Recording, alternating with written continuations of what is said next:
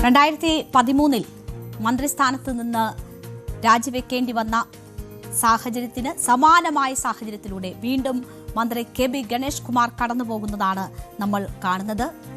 വലിയ ചർച്ച ഇതുമായി ബന്ധപ്പെട്ട് പ്രത്യാരോപണങ്ങൾ ഇതുമായി ബന്ധപ്പെട്ട് സംസ്ഥാനത്ത് നടക്കുന്ന ഒരു ദിവസമാണ്.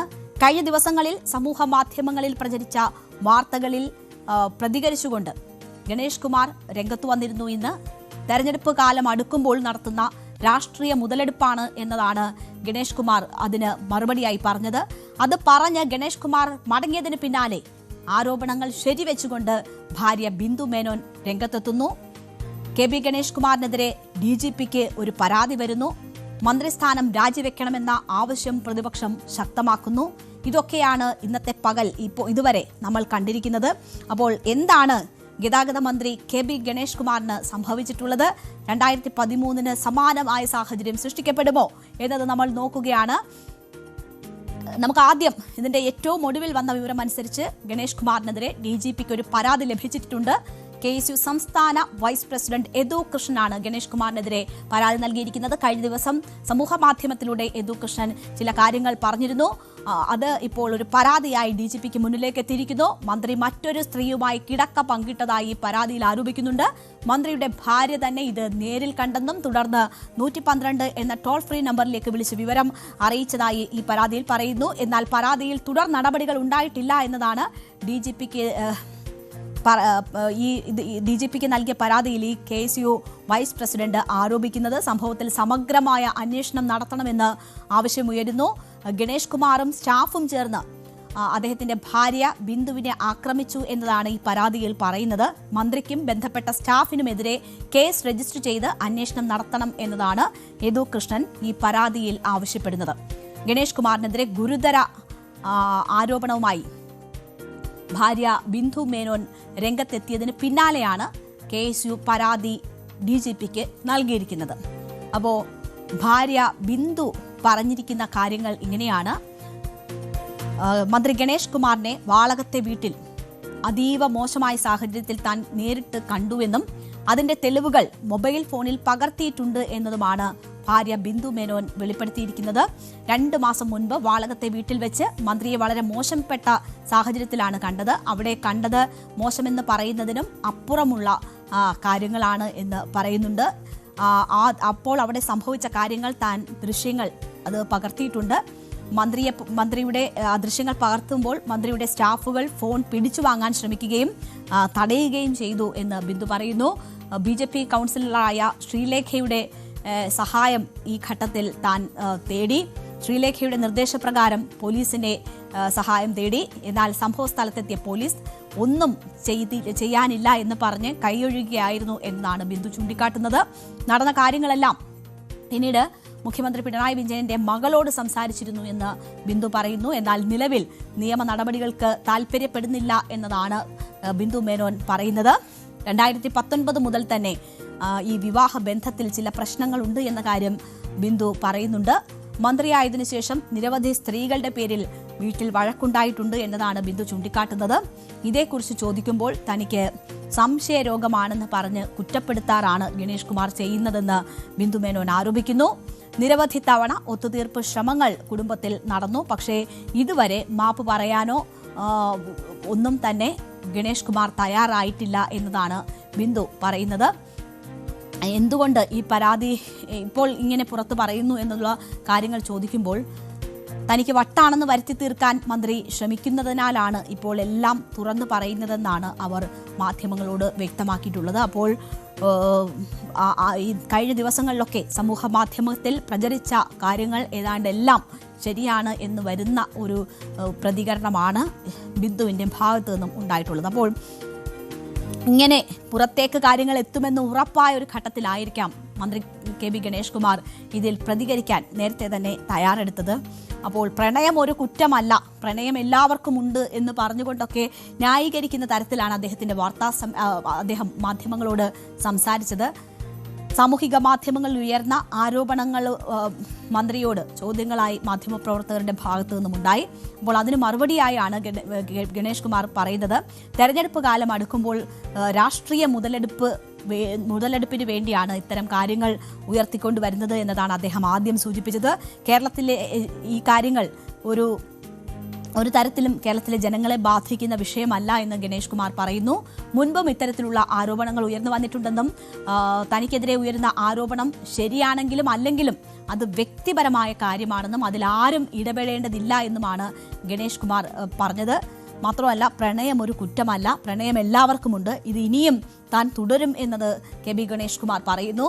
താനൊരു മികച്ച പൊതുപ്രവർത്തകനാണ്, ഇന്നേ വരെ അഴിമതി ചെയ്തിട്ടില്ല, പത്തനാപുരത്തുകാർ ഈ ആരോപണങ്ങളൊന്നും വിശ്വസിക്കില്ല, എന്നെ നല്ലതുപോലെ അറിയാവുന്നവരാണ് പത്തനാപുരത്തുകാർ, വീട്ടിലെ കാര്യം പറയണ്ട എന്ന് കരുതിയതാണ്, പക്ഷേ തനിക്കൊന്നും മറക്കാനില്ല, വീട്ടിനുള്ളിൽ തന്നെ ശത്രുക്കളുണ്ട്, തൻ്റെ ഭാഗത്ത് നിന്ന് മാന്യതയില്ലാത്ത ഒരു പെരുമാറ്റവും ഒരു സ്ത്രീക്കും ഉണ്ടായിട്ടില്ല തുടങ്ങി വലിയ രീതിയിൽ ഈ കാര്യങ്ങളിൽ പ്രതികരണം കെ ബി ഗണേഷ് കുമാർ മാധ്യമങ്ങളോട് നടത്തി. അദ്ദേഹത്തിൻ്റെ വാക്കുകൾ കൂടി ഒന്ന് കേൾക്കാം. ഇതൊക്കെ ഇലക്ഷൻ എടുക്കുമ്പോൾ വരുന്ന ഓരോ കാര്യങ്ങൾ. ഈ ഒരു മനുഷ്യൻ്റെ രാഷ്ട്രീയമാണ് നോക്കേണ്ടത്. ഇവിടെ രാഷ്ട്രീയമാണ്. ഗണേഷ് കുമാർ എന്ന ജനപ്രതിനിധി ജനങ്ങളോട് എങ്ങനെ, ജനങ്ങൾക്ക് എന്തെല്ലാം ഉപകാരം ചെയ്തു, നാടിനെന്ത്, കേരളം എന്ന സംസ്ഥാനത്തിന് എന്ത് ഗുണം ചെയ്തു? പിന്നെ ഗണേഷ് കുമാറിന് പ്രണയമുണ്ടോ എന്ന് ചോദിച്ചാൽ മാധവിക്കുട്ടിക്ക് പ്രണയം ഉണ്ടായിരുന്നോ എന്ന് ചോദിക്കുന്ന പോലെ. മനസ്സിലായോ? നിങ്ങളിൽ പ്രണയിക്കാത്തവരാരാണ്?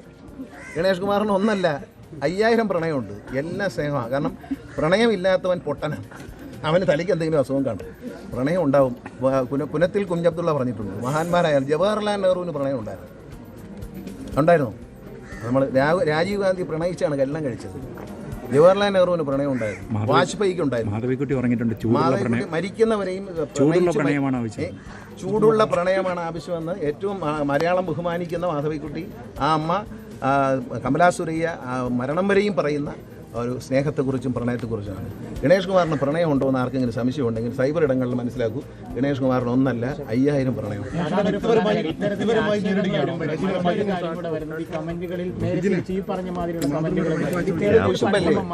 തെരഞ്ഞെടുപ്പ് എടുത്തുകൊണ്ടാണെന്ന് നിങ്ങൾക്ക് മനസ്സിലാകും. കാരണം ഒരാളെ തെരഞ്ഞെടുപ്പെടുത്തപ്പോൾ ഞാൻ അഴിമതിക്കാരനാണെന്ന് പറയാൻ പറ്റില്ല, ഇടുകാര്യസ്ഥയുള്ളവനാണെന്ന് പറയില്ല, ഞാൻ ജനങ്ങളെ ദ്രോഹിച്ചു. ഇവിടെ ഇപ്പം നിൽക്കുന്ന ജനങ്ങൾ മുഴുവൻ എന്നെ സ്നേഹിക്കുന്നവരാണ്, എന്നെ അവരുടെ സഹോദരങ്ങളായിട്ട് കാണുന്നവരാണ്. അവരെ നിങ്ങൾ ഇവിടെ കുറേ നേരമായിട്ട് കണ്ടുകൊണ്ടിരിക്കുന്നല്ലോ, ഞാൻ അവർക്ക് വേണ്ടി ചെയ്യുന്ന നല്ല കാര്യങ്ങളെ കൂടെ നിൽക്കുന്നവരാണ്. ഒരുത്തന് രാഷ്ട്രീയത്തിൽ പാവപ്പെട്ടവൻ എന്ത് ചെയ്യുന്നു, പാവപ്പെട്ടവനെന്നോ പണക്കാരനെന്നോ നാടിനെന്ത് ചെയ്യുന്നു എന്ന് ചിന്തിക്കാനുള്ള ബുദ്ധി പത്തനാപുരത്തുകാർക്കുണ്ട്. ഇതിനേക്കാളും വലുത് കഴിഞ്ഞ മുമ്പത്തെ ഇലക്ഷനിലുണ്ടായിരുന്നു. 2013 ഞാൻ രാജിവെച്ചതിന് ശേഷം വന്ന ഇലക്ഷനിൽ എനിക്ക് ഭൂരിപക്ഷം കൂടി. എൻ്റെ മകൻ എന്നോട് ചോദിച്ചു, അച്ഛന് ഭൂരിപക്ഷം കൂടിയല്ലോ എന്ന് ചോദിച്ചു. ഇത്രയൊക്കെ ബഹളം ഉണ്ടായിട്ട് 2013 എന്നെ രാജിവെപ്പിച്ചു, കള്ളം പറഞ്ഞ് രാജിവെപ്പിച്ചു. വീട്ടിനകത്ത് നിന്ന് തന്നെ, എനിക്കെപ്പോഴും വീട്ടിനകത്ത് തന്നെയാണ് ശത്രുക്കൾ, വെളിയുന്നാരും വരാറില്ല. ബഹുമാനായ VS അച്യുതാനന്ദൻ എല്ലാവരുടെയും അഴിമതി കണ്ടെത്തുന്ന അദ്ദേഹം പോലും ഞാൻ അഴിമതിക്കാരനല്ല എന്ന് അന്ന് പറഞ്ഞിട്ടുണ്ട്, എന്നെപ്പറ്റി നല്ല അഭിപ്രായം പറഞ്ഞിട്ടുണ്ട്. അപ്പം നിങ്ങൾ ആലോചിക്കേണ്ടത്, ഒരാൾ അഴിമതിക്കാരനല്ല, രാഷ്ട്രീയത്തിലാണ്. ഞാൻ വർഗീയവാദിയല്ല, ഞാൻ അഴിമതിക്കാരനല്ല, ഞാൻ ജനങ്ങളെ ദ്രോഹിക്കുന്നവനല്ല, KSRTC ജീവനക്കാരെ ഞാൻ ദ്രോഹിച്ചിട്ടില്ല. അവരൊന്നടങ്കം എൻ്റെ കൂടെ നിൽക്കണം. ഒരാൾ ഏറ്റവും മിടുക്കനാണെന്ന് കേരളത്തിലെ ജനങ്ങൾ രാഷ്ട്രീയ പ്രബുദ്ധതയുള്ളവരാണ്. അവർ പറയുന്നു ഗണേഷ് കുമാറാണ് ദി ബെസ്റ്റ് മിനിസ്റ്റർ എന്ന് പറയുന്ന ഒരു മാനസികാവസ്ഥയിൽ നിൽക്കുമ്പോൾ ഇന്നലെ പറഞ്ഞല്ലോ NSS എന്നെ പുറത്താക്കി എന്നല്ലായിരുന്നു വാർത്ത. എന്തായി? അപ്പോൾ എല്ലാ തരത്തിലും ന്യായീകരിക്കുകയാണ്. 5000 പ്രണയം ഉണ്ടാകാം എന്നൊക്കെയാണ് മന്ത്രി കെ ബി ഗണേഷ് കുമാർ പറയുന്നത്. BJP കൗൺസിലർ R ശ്രീലേഖയ്ക്കെതിരെയും ഗണേഷ് കുമാർ തിരിച്ചടിച്ചിട്ടുണ്ട്. തന്റെ വ്യക്തി ജീവിതത്തിൽ ഇടപെടാൻ ആർക്കും അവകാശമില്ലെന്നും ഇപ്പോൾ ഉയർന്ന ആരോപണങ്ങൾ തന്റെ ഭൂരിപക്ഷം കൂട്ടും എന്ന ആത്മവിശ്വാസം കൂടിയാണ് കെ ബി ഗണേഷ് കുമാർ പ്രകടിപ്പിച്ചത്. വട്ട് മൂത്താൽ ആരും പരാതിപ്പെടും, എനിക്കും വേണമെങ്കിൽ പരാതിപ്പെടാം, ഇക്കാര്യത്തിൽ ഇടപെടാൻ ശ്രീലേഖ ആരാണ് എന്ന് കെ ബി ഗണേഷ് കുമാർ ചോദിക്കുന്നു. മേയർ സ്ഥാനം കിട്ടാത്തതിന്റെ കൊതിക്കരുവാണ് അവർ തീർക്കുന്നതെന്ന് ഗണേഷ് കുമാർ പറയുന്നു. എന്തായാലും വലിയ രീതിയിൽ ഇങ്ങനെ ഒരു ആരോപണം ഈ ഭാര്യ രംഗത്ത് വരുന്നതിന് മുൻപ് തന്നെയാണ് കെ ബി ഗണേഷ് കുമാർ ഈ വലിയ രീതിയിലുള്ള റിയാക്ഷൻ ഇതിൻ്റെ പേരുമായി ബന്ധപ്പെട്ട് നൽകിയത്. അത് സമൂഹ മാധ്യമത്തിൽ കഴിഞ്ഞ കുറേയധികം ദിവസങ്ങളായി വരുന്ന പ്രചരണങ്ങൾ മാധ്യമങ്ങൾ ചോദിച്ചപ്പോഴാണ് അതിൽ പ്രതികരിക്കാൻ കെ ബി ഗണേഷ് കുമാർ തയ്യാറായിട്ടുള്ളത്. വ്യക്തി ജീവിതം മാറ്റി നിർത്തിക്കൊണ്ട് രാഷ്ട്രീയം നടത്തുന്ന വ്യക്തിയാണ് താൻ, അതിൽ ജനങ്ങൾക്ക് യാതൊരു സംശയവുമില്ല, അഴിമതി നടത്തിയിട്ടില്ല എന്നൊരു ആത്മവിശ്വാസം. അതുകൊണ്ട് തന്നെ കൂടുതൽ തെരഞ്ഞെടുപ്പിനെ ഇതൊരു തരത്തിലും ബാധിക്കില്ല, ഭൂരിപക്ഷം കൂടുകയേ ഉള്ളൂ എന്നുള്ള ആത്മവിശ്വാസം കൂടി കെ ബി ഗണേഷ് കുമാർ പങ്കുവെക്കുകയാണ്. എന്നാൽ ഇതിനെ വലിയ രീതിയിൽ ആയുധമാക്കുകയാണ് പ്രതിപക്ഷം. നമുക്കറിയാം KSU വൈസ് പ്രസിഡന്റാണ് കഴിഞ്ഞ ദിവസം സമൂഹ മാധ്യമങ്ങളിലൂടെ ഇത് വലിയൊരു ആരോപണമായി ഉന്നയിച്ചത്. അതിന് പിന്നാലെ ഇപ്പോൾ ഈ സംഭവം സ്ഥിരീകരിക്കപ്പെടുമ്പോൾ വൈസ് പ്രസിഡന്റ് തന്നെ KSUവിന്റെ വൈസ് പ്രസിഡന്റ് തന്നെ DGPക്ക് പരാതി നൽകുന്നത് നമ്മൾ കണ്ടു. VD സതീശൻ, ഇത് പ്രതിപക്ഷ നേതാവ് VD സതീശൻ ഇതുമായി ബന്ധപ്പെട്ട് പ്രതികരിച്ചിട്ടുണ്ട്. മുഖ്യമന്ത്രി ഉൾപ്പെടെയുള്ളവർ ഇതിൽ മറുപടി പറയണം എന്നൊരാവശ്യമാണ് മുന്നോട്ട് വെച്ചിട്ടുള്ളത്. മാത്രവുമല്ല, മന്ത്രിസ്ഥാനം ഗണേഷ് കുമാർ രാജിവെക്കണമെന്ന ഒരു ആവശ്യവും പ്രതിപക്ഷം ഉന്നയിക്കുകയാണ്. നമുക്കറിയാം, ഈ തെരഞ്ഞെടുപ്പുമായി ബന്ധപ്പെട്ട് രാഹുൽ മാങ്കൂട്ടത്തിൽ വിഷയം തെരഞ്ഞെടുപ്പിൽ എന്തായാലും പലയിടങ്ങളിലും ഉയരുമെന്ന കാര്യത്തിൽ യാതൊരു സംശയമില്ല. പാലക്കാട് തീർച്ചയായും അതുണ്ടാകും. സ്ഥാനാർത്ഥി പ്രഖ്യാപനം ഉണ്ടാകുമ്പോൾ രാഹുൽ മാങ്കൂട്ടത്തിലെ പാർട്ടിയിൽ നിന്ന് പുറത്താക്കിയിട്ടുണ്ട്. സീറ്റ് കൊടുക്കില്ല എന്ന തീരുമാനമുണ്ട്. എങ്കിൽ പോലും ഈ വിഷയം വലിയ രീതിയിൽ കോൺഗ്രസിനെ നേരിടേണ്ടി വരുന്ന ഒരു സാഹചര്യമുണ്ട്. അവിടെ അവർക്ക് ഉപയോഗിക്കാൻ പറ്റുന്ന ഒരു ആയുധം കിട്ടിയിരിക്കുകയാണ് KB ഗണേഷ് കുമാറിന്റെ രൂപത്തിൽ. അത് വലിയ രീതിയിൽ ഉപയോഗിക്കാൻ പ്രതിപക്ഷം തയ്യാറെടുക്കുന്നു, അല്ലെങ്കിൽ അവർ അത് ആ രീതിയിൽ ഉപയോഗിച്ച് തുടങ്ങിയിരിക്കുന്നു എന്നതാണ് നമുക്ക് കാണാൻ കഴിയുന്നത്. അപ്പോൾ അത് സർക്കാരിനെ സംബന്ധിച്ച് പ്രതിസന്ധിയാണ്. മന്ത്രിസഭയിലെ ഒരു മന്ത്രിക്കെതിരെ ഇത്തരം ആരോപണങ്ങൾ ഉണ്ടാകുന്നു എന്നത് ഗൗരവതരത്തിൽ തന്നെ കേരളം ചർച്ച ചെയ്യപ്പെടും. അപ്പോൾ അത് സർക്കാരിനെ സംബന്ധിച്ച് തിരിച്ചടിയാണ്. മറ്റൊരു കാര്യം, ഇവിടെ പോലീസ് പ്രതിക്കൂട്ടിലാകുന്ന ഒരു സാഹചര്യം കൂടി ഉണ്ടായിട്ടുണ്ട്. കാരണം ഒരു സംഭവം ഉണ്ടാകുമ്പോൾ ഗാർഹിക വയലൻസ് ആണ് സംഭവം. അപ്പോൾ അവിടെ നിന്ന് ഒരു പരാതി 112ലേക്ക് ഒരു പരാതി കിട്ടുന്നു. പോലീസ് അതിൽ ഇടപെടുന്നില്ല, തെളിവ് നശിപ്പിക്കാൻ ശ്രമിക്കുന്നു തുടങ്ങിയ പല വിധത്തിലുള്ള ആരോപണങ്ങൾ ബിന്ദുവിൻ്റെതായി രംഗത്ത് വരുന്നുണ്ട്. ബിന്ദു തന്നെ പറയുന്നുണ്ട് അത് ദൃശ്യങ്ങൾ ഉണ്ട്, ചിത്രീകരിച്ചിട്ടുണ്ട് എന്നത് അവർ പറയുന്നുണ്ട്. അവർ പരാതി നൽകാൻ ഉദ്ദേശിക്കുന്നില്ല എന്ന് പറയുമ്പോൾ പോലും പോലീസിനെതിരെ അവർ ഉന്നയിച്ച ആരോപണങ്ങളുണ്ട്. അപ്പോൾ പോലീസ് പ്രതിക്കൂട്ടിലാകുന്നത് സർക്കാരിനെ സംബന്ധിച്ച് തിരിച്ചടി ഉണ്ടാക്കുന്ന കാര്യമാണ്. ഇതിലൊക്കെ സർക്കാർ മറുപടി പറയേണ്ടി വരും. പ്രധാനപ്പെട്ട നേതാക്കൾ മറുപടി പറയേണ്ടി വരും. അപ്പോൾ തെരഞ്ഞെടുപ്പിലേക്ക് എത്തുമ്പോൾ സർക്കാരിനെ സംബന്ധിച്ച് തിരിച്ചടി നൽകുന്ന ഒരു സാഹചര്യമാണ് KB ഗണേഷ് കുമാറുമായി ബന്ധപ്പെട്ട് ഉണ്ടാകിയിരിക്കുന്നത്. നമുക്കറിയാം, നേരത്തെ തന്നെ സോളാർ വിഷയവുമായി ബന്ധപ്പെട്ടുള്ള ഏറ്റുമുട്ടൽ നടക്കുന്നുണ്ട്. അതിന് പിന്നാലെയാണ് ഇപ്പോൾ ഈ വിഷയവും ഉണ്ടാകുന്നത്. തന്നെ ഭർത്താവ് ശാരീരികമായും മാനസികമായും പീഡിപ്പിക്കുന്നുവെന്നും കഴിഞ്ഞ 16 വർഷമായി ഇത് തുടരുകയാണെന്നും കാട്ടി യാമിനി തങ്കച്ചി, KB ഗണേഷ് കുമാറിന്റെ അന്നത്തെ ഭാര്യ, 2013 പോലീസിലും അന്നത്തെ മുഖ്യമന്ത്രിയായിരുന്ന ഉമ്മൻചാണ്ടിക്കും രേഖാമൂലം പരാതി നൽകിയിരുന്നു.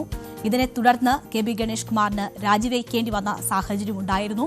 സമാനമായ നിലയിലൂടെയാണോ ഇപ്പോഴും കാര്യങ്ങൾ പോയിക്കൊണ്ടിരിക്കുന്നത്? KB ഗണേഷ് കുമാറിന്റെ രാജി എന്നത് ഉയർന്നു തുടങ്ങിയിരിക്കുന്നു. ഒപ്പം തന്നെ ഈ പോലീസ് നിഷ്ക്രിയത്വം ഉൾപ്പെടെയുള്ള കാര്യങ്ങളും വലിയ രാഷ്ട്രീയ ചർച്ചയായി മാറുകയാണ്. അപ്പോൾ തെരഞ്ഞെടുപ്പിലേക്ക് അടുക്കുമ്പോൾ ഇതും സജീവ ചർച്ചയാകുന്ന ഒരു സാഹചര്യമാണ് ഇപ്പോൾ സൃഷ്ടിക്കപ്പെട്ടിരിക്കുന്നത്. അതിനു മുൻപ് തന്നെ ഗണേഷ് കുമാറിന് രാജിവെക്കേണ്ടി വരുമോ എന്നതാണ് ഉയരുന്ന ഏറ്റവും പ്രധാനപ്പെട്ട ചോദ്യം. നമുക്ക് കൂടുതൽ വാർത്തകൾക്ക് News 18 Keralam YouTube channel subscribe ചെയ്യുക.